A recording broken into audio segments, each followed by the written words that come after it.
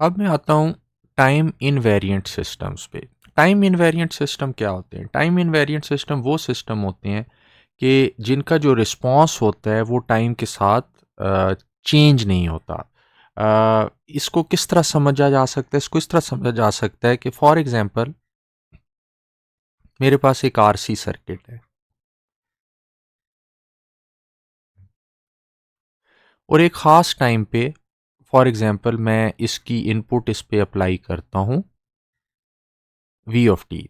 अब जो इनपुट मैं इस पे वी ऑफ टी अगर इस टाइम पे अप्लाई कर रहा हूँ तो इसका एक ख़ास रिस्पॉन्स मिलेगा, यानी कैपेसिटर के क्रॉस एक ख़ास वोल्टेज मिलेगी।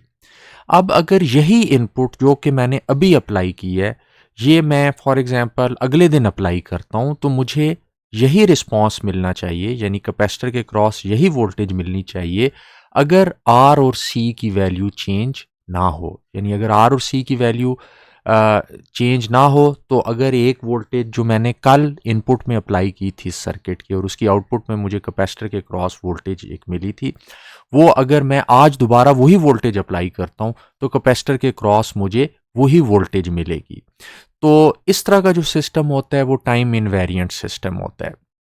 लेकिन अगर ऐसा हो कि किसी वजह से रेजिस्टेंस की वैल्यू चेंज हो जाए या कैपेसिटर की वैल्यू चेंज हो जाए, तो आज अगर मैं वही वोल्टेज अप्लाई करूं और रेजिस्टेंस और कैपेसिटर की वैल्यू चेंज हो गई हो, तो कैपेसिटर के क्रॉस जो मुझे आउटपुट में वोल्टेज मिल रही है वो वोल्टेज वो नहीं मिलेगी, बल्कि फ़र्क वोल्टेज मिलेगी।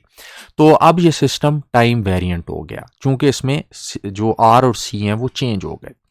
तो दूसरे लफ्ज़ों में अगर टाइम इनवेरिएंट सिस्टम को मैं इस तरह डिफ़ाइन कर सकता हूँ कि फॉर एग्जांपल ये एक डिस्क्रीट सिस्टम है और इस डिस्क्रीट सिस्टम की इनपुट पे मैं एक इनपुट दे रहा हूँ एक्स ऑफ स्मॉल एन और मुझे एक आउटपुट मिल रही है वाई ऑफ स्मॉल एन।